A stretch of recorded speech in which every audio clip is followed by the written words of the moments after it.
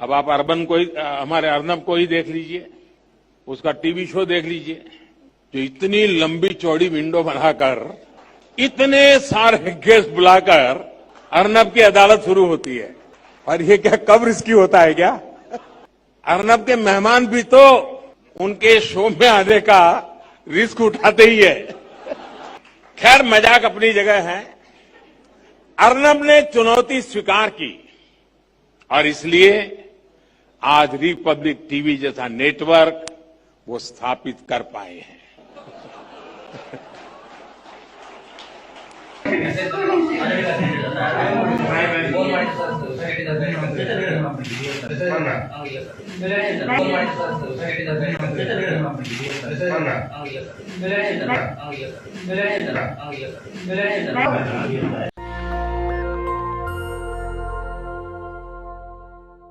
नमस्कार, मैं शंभू कुमार सिंह और आप देख रहे हैं नेशनल दस्तक। मैं आपके लिए हमेशा लेके आता हूं वो खबरें जो आपके लिए ज़रूरी है, जो टेलीविज़न अखबार में छुपाई जाती है, जो दरअसल और जो आपके लिए बहुत ज़रूरी है, आपकी रोजी रोटी से ज़रूरी है। एक खबर है योगी पुलिस, मैं उसको बताऊंगा। यूपी में पुलिस ने वर्दी पहन के सराफा व्यापारी सोने की दुकान में लूटपाट की।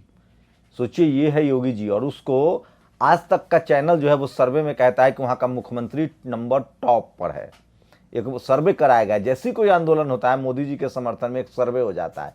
इस बार आज तक ग्रुप ने सर्वे किया। जब तक आप मीडिया को देखना नहीं छोड़ेंगे, आपके साथ चलता रहेगा। शंकर सिंह बघेला ने कहा है कि पुलवामा अटैक सरकार की साजिश थी चुनाव जीतने के लिए। और ये बात अब शिवसेना ने भी कहा है कि इसकी जांच होनी चाहिए। शिवसेना ने तो यहां तक कहा है कि तांडव फिल्म पर तो केस दर्ज करा दिए, अर्नब गोस्वामी पर केस कब दर्ज कराओगे? और एक वीडियो वायरल हो रहा है जो आपने मोन्टाज में देखा होगा। पता नहीं ये कौन महिला है, टीका लेने का ये वीडियो बनवा रही है और टीका ले भी नहीं रही हैं। सोचिए, मोदी जी के राज में क्या क्या हो रहा है। एयर स्ट्राइक हमारे जवान करते हैं, लोग सवाल, अगर मोदी जी अनाउंस करेंगे तो लोग सवाल उठाने लगते हैं। वैक्सीन हमारे डॉक्टर बनाते हैं, मोदी जी चूंकि उसको आके प्रचार करते हैं तो लोग, तो एक प्रधानमंत्री की विश्वसनीयता कितने खतरे में है कि जिस चीज में वो हाथ डाल देते हैं ना, लोग उससे कहता है कि इसमें कुछ गड़बड़ है। ये कहावत नहीं है, कोई होता है जो मिट्टी को छू दे तो सोना और सोना को छू दे तो मिट्टी, ये कहावत है, मैं ऐसा नहीं मानता। लेकिन मोदी जी के साथ एक चरितार्थ हो रहा है। वो जिसमें हाथ डाल दे लोगों को लगता है कि भैया कुछ गड़बड़ है। और 18 महीने का जो प्रपोजल था किसानों का, आज किसान की बैठक हो रही है, 22 जनवरी है। भाई साहब, किसान समझते हैं, उनको लगता है कि बिहार चुनाव, यूपी चुनाव, पंजाब चुनाव और कई राज्यों में चुनाव निपट जाएगा, फिर ये बिल ला दिया जाएगा। तो किसान, सरकार डाल है तो ये पात है। आज क्या होगा वो भी बताऊंगा, लेकिन किसान टस से मस नहीं होने वाले हैं। 18 महीने का प्रपोजल भी कैंसिल कर दिया है, 5 साल का प्रपोजल भी कैंसिल करने की तरफ वो कह रहे हैं कि हम सीधा बिल रद्द करवाएंगे। कल एक अधिकारी मुझे फोन कर रहे थे कि ये सरकार चाहती है कि बंच ऑफ थॉट्स, 5 लोगों के हाथ में देश की संपत्ति हो, स्कूल कॉलेज बंद कर दिए जाए, कुछ लोगों के लिए पढ़ाई हो। इस देश को गुलाम बनाना है आरएसएस को। जो गोलवलकर थे, उसके दूसरे आरएसएस के जो प्रमुख थे, हेडगेवार साहब ने आरएसएस की स्थापना की थी और गोलवलकर दूसरे प्रमुख थे, उन्होंने बंच ऑफ थॉट्स के नाम से किताब लिखा था। और आज ये भी बताऊंगा कि 131 SC ST के सांसद और 180 से ज़्यादा ओबीसी के सांसद डरपोक क्यों हैं और क्यों SC ST ओबीसी के लोग जीवन भर गुलाम रहेंगे और बहुजनों को अपना नेता कैसे चुनना चाहिए, इस पर ही बात करूंगा। उससे पहले सोशल मीडिया पर क्या चल रहा है वो भी बता दूं। रिपब्लिक टीवी ने 1797 ऐसे डिबेट किए हैं जिससे नरेंद्र मोदी को फायदा होता हो। अर्नब गोस्वामी का तो चैट भी सामने आ गया। ये देखिए, विराट कोहली, जिस देश में मुसलमानों को गद्दार कहा जाता है, विराट कोहली अपनी पत्नी के साथ रहने के लिए वापस आ गए थे मैच छोड़ के। अच्छी बात है, अगर मैं पत्नी के साथ दिखना चाहिए। लेकिन वहीं एक मुस्लिम क्रिकेटर जो कि जिसके पिता की डेथ हो गई थी, मैं तो आजकल क्रिकेट देख नहीं रहा हूं इसलिए नाम नहीं पता होता है, वो गेंदबाजी करते रहे और 5 विकेट लिया उन्होंने। और क्या शानदार परफॉर्मेंस किया और मेलबर्न जीत में। इसलिए मैं कह रहा हूं कि उसमें सिख भी थे, मुसलमान भी थे, उसमें SC भी थे, ST भी थे, OBC भी थे, जनरल भी थे, माइनॉरिटी भी थे, तब जाके कोई टीम बनती है। तो ये आज बहुत ज़्यादा है। और ये देखिए लिखा है, ये मैं आपको व्हाट्सएप ट्वीट दिखा रहा हूं। जब जब सरकार की भद्द पीटती है तब तक एक फर्जी सर्वे आ जाता है उन्हें बचाने। बिकी हुई मीडिया फकीर की सबसे बड़ी ताकत है, सबसे पहले इन्हें समझना जरूरी है। ये आईपी सिंह ने लिखा है। योगी सरकार से भयभीत होकर अपराधी सब्जी बेच रहे हैं, इसलिए दरोगा को उनका काम करना पड़ रहा है। दरोगा ने लूटपाट की है। सोचिए कितनी बड़ी खबर है, इसको आगे भी बताऊंगा। और ये वो तस्वीर है जिसके टीकाकरण को लेकर लोग सवाल उठा रहे हैं। और दरोगा बाबू चोरी हो गए, खुद ही चोरी करते पकड़े गए। दरोगा बाबू डबल ड्यूटी बजा रहे थे, चोर सिपाही। ये लगातार डॉक्टर देव प्रकाश मीणा ने लिखा है। उत्तर प्रदेश की स्वास्थ्य व्यवस्था कितनी बदतर हो गई है। टीवी का छोटा सा क्लिप देखिए, कुत्ता जो है वो डॉक्टर के चेयर पर बैठा हुआ है। और ये तमाम बड़ी खबरें थी जो मैं आपको के लिए लेकर आया हूं। कुछ और बड़ी खबरें अभी मैं आपको बताऊंगा जो बहुजनों के लिए बहुत ज़रूरी है। और मैं सीधे आपको फेसबुक पर ले चलता हूं और वो खबरें जो आपके लिए बहुत ज़्यादा ज़रूरी है। मैं बार बार कहता हूं कि सोशल मीडिया ही बहुजन मीडिया है और आपको इस खबरों से सरोकार रखना पड़ेगा। ये देखिए, दहेज, अंबेडकर प्रतिमा के सामने सरकारी महकमे के 2 अफसर एक दूसरे को पहनाएंगे वरमाला, उपहार में कैश नहीं लेंगे, सिर्फ पुस्तकें। सोचिए, मनुवाद, ब्राह्मणवाद, जातिवाद को किस तरह से चैलेंज दिया जा रहा है। अर्नब की चैट पर बोली शिवसेना, अब चुनाव जीतने के लिए बीजेपी ने बहाया तो 40 जवानों का खून। शिवसेना ने साफ साफ कहा है। और एक तो अच्छा पोस्ट चल रहा है। श्री अर्नब गोस्वामी जी की चैट को यहां से वहां पूरा पढ़ने के बाद इस निष्कर्ष पर पहुंचे कि उसमें केवल चिंताजनक तथ्य ही है कि उन्हें एयर स्ट्राइक की जानकारी पहले से थी, बाकी सब बात सही है। इस तरह के मामले लीक नहीं होने चाहिए, इससे राष्ट्र की सुरक्षा को खतरा पैदा होता है। बाकी तो अर्नब गोस्वामी ने जो कहा वो सही है। अर्नब गोस्वामी कैसे कहते हैं, लंबी चौड़ी चैट का सार हमने निकाल ही दिया, ठीक वैसे ही जैसे टनों गुलाब में से 2 बूंद इत्र निकाल दिया जाए, वह इस प्रकार है। जितने लोग सरकार चला रहे हैं उनमें सेंस नाम की कोई चीज़ नहीं है। एएस और एएनएम को भी आसानी से बुद्धू बनाया जा सकता है। एएस को लोग अमित शाह कह रहे हैं और एएनएम को लोग नरेंद्र मोदी कह रहे हैं। नोट, ये एएस और एएनएम को कोई प्रार्थी कोई पता नहीं है। सरकार किसी के इशारे पर काम करती है। नोट, प्रार्थी को किसी का मतलब भी समझ नहीं आया। सरकार के जो समर्थक हैं या तो वो परले दर्जे के स्वार्थी हैं या जो केवल अपना उल्लू सीधा करें या फिर वज्र मूर्ख। नोट, माफ कीजिए, सोचिए, कंप्लीटली स्टूपिड। तो ये इस तरह के अर्नब ने जो चैट लिखे हैं सरकार के लिए। और गोरखपुर की खबर है, ये 35 लाख लूटने वाले गोरखपुर योगी आदित्यनाथ का गृह जिला है। कमाल खान ने ट्वीट किया, एनडीटीवी के रिपोर्टर हैं। गोरखपुर में 2 सराफा व्यापारियों ने बताया कि उनसे 35 लाख लूटने वाले पुलिस की वर्दी में थे। जांच हुई तो पता चला कि वे पुलिस की वर्दी में लुटेरे नहीं बल्कि असली पुलिस थी। बस्ती से एक दरोगा, 2 सिपाही लूट के माल के साथ गिरफ्तार हुए हैं। वहीं रोहिणी सिंह के ट्वीट है कि इंडिया टुडे के सर्वेक्षण में इस तरह के कारनामे वाले राज्य के मुख्यमंत्री को देश का सर्वोत्तम सीएम बताया गया है।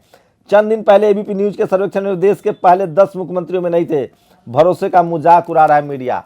सोचिए, एबीपी कहता है कि 10वें नंबर पे नहीं है, आज तक कहता है कि पहले सब पैसा लेकर सर्वे किया जाता है, इस सब चक्कर में नहीं है। और तांडव में बिल्कुल बकवास है।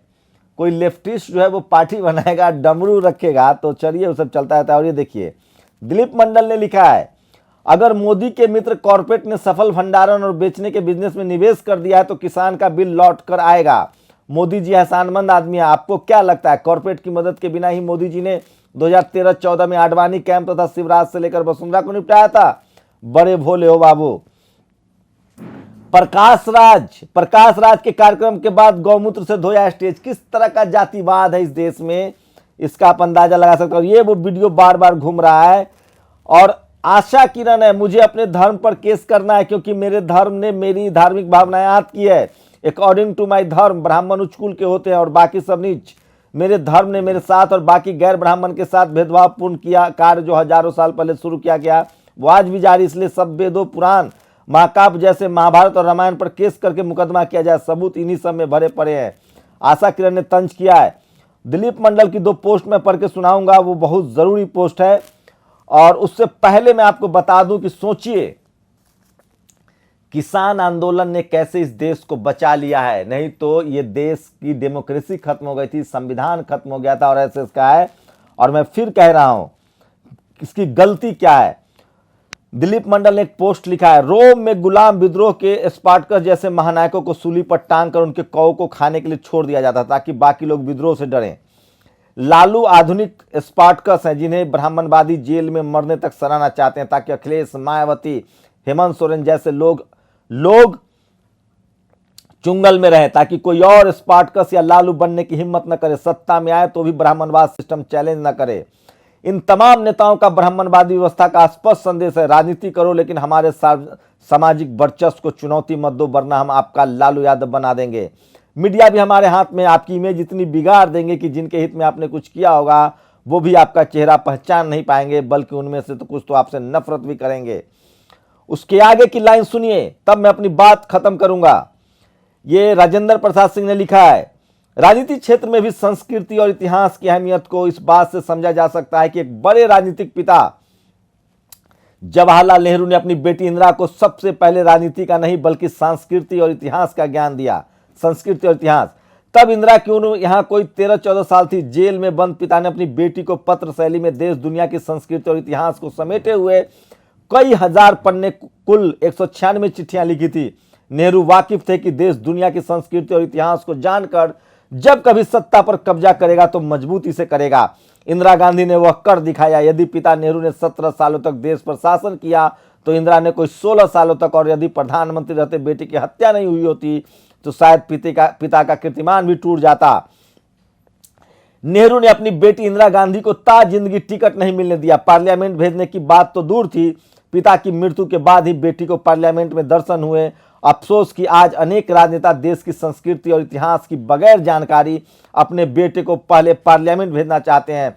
बेशक वे पार्लियामेंट तो जा सकते हैं, मगर उन्हें राजनीतिक हलवा बने रहने का खतरा अधिक है और राजनीति नेतृत्व करने की संभावना कम है। यदि संयोगवश राजनीति नेतृत्व भी हो भी गया तो टिकाऊ नहीं होगा। मैं ये क्यों पढ़ रहा हूं उसको बताने से पहले एक और पोस्ट करना चाहता हूं। अमेरिका के नवनिर्वाचित राष्ट्रपति गोरा है, डह चमड़ी उजली, फिर भी उसने अपने शपथ ग्रहण समारोह में व्हाइट सुपरमेसी के खिलाफ बोला, नस्लभेद के खिलाफ बोला। यानी खुद गोरा होकर भी गोरों की अमानवीय भेदकारी विचारधारा के खिलाफ बोलना यह एक साहस का काम है।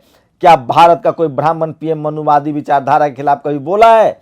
अमेरिका बन पाया क्योंकि वह अपनी गलतियों को सार्वजनिक रूप से स्वीकार करता है। सिर्फ स्वीकार ही नहीं करता, इसे खत्म करने के लिए ईमानदारी से काम भी करता है। हम अमेरिका की नकल करते हैं एक नकलची बंदर की तरह, लेकिन सच्चाई को स्वीकार नहीं कर पाते हैं। तो ये मैं पोस्ट कैसे बोल रहा हूं सोच सुनिए।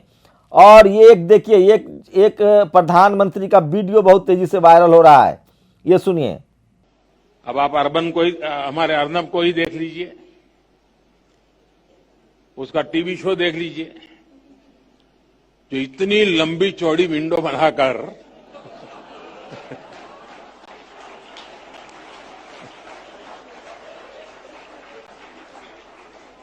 इतने सारे गेस्ट बुलाकर अर्नब की अदालत शुरू होती है। और ये क्या कब रिस्की होता है क्या? अर्नब के मेहमान भी तो उनके शो में आने का रिस्क उठाते ही है।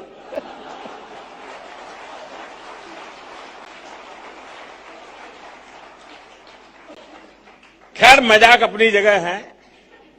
अर्नब ने चुनौती स्वीकार की और इसलिए आज रिपब्लिक टीवी जैसा नेटवर्क वो स्थापित कर पाए हैं।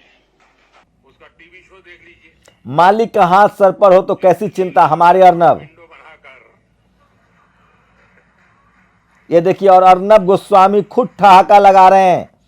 तो ये जरूर मैं अपने एडिटर को कहूंगा कि मोन्टाज में वो 2 वीडियो जो मोदी जी का है और जो कोरोना का है उसे जरूर दिखाएं। और मैं फिर कह रहा हूं कि अर्नब गोस्वामी का कुछ बाल नहीं बांका होगा। और ये जो मैंने लास्ट में 2 पोस्ट देखी, इस देश में लालू यादव, मुलायम सिंह यादव, मायावती, कांसीराम अगर आप नहीं चुनेंगे तो आप पीढ़ी दर पीढ़ी गुलाम रहेंगे। आज 131 रिजर्व से आते हैं जीत के SC और ST के सांसद, 180 OBC के सांसद जीत के आते हैं। इनकी हैसियत नहीं है कि ये अपने समाज के लिए बोल दे। यूपी में याद कीजिए, एक गुंडे की पुलिस ने गोली मारकर हत्या कर दी। पूरा ब्राह्मण समाज का विधायक किसी भी पार्टी में हो वो एक साथ खड़ा हो गया था और उसने कहा कि ब्राह्मणों की हत्या हो गई। लेकिन रोज SC ST OBC के लोग मारे जाते हैं, आपका अधिकार छीना जा रहा है, रिजर्वेशन छीना जा रहा है, आपके बच्चों को स्कूल कॉलेज में आरक्षण नहीं मिलता है, लेकिन आपकी हैसियत नहीं बोलने की, क्योंकि इस देश के जो लोग हैं वो जानबूझकर, जब तक आप संघर्षशील साथी को नहीं चुनेंगे, सड़क का विधायक नहीं चुनेंगे, आप लालू जी का बेटा जरूरी नहीं कि वो आंदोलन समझे, मुलायम सिंह का बेटा जरूरी नहीं कि वो आंदोलन समझे, शिबू सोरेन का बेटा जरूरी नहीं कि आंदोलन को समझे, समझ गया तो भी ठीक है। तो आपको परिवार के साथ साथ सड़क का संघर्ष करने वाला नेता चुनना होगा, या फिर अखिलेश यादव, तेजस्वी यादव, हेमंत सोरेन जैसे लोगों को सड़क के नेता अपने साथ रखने पड़ेंगे।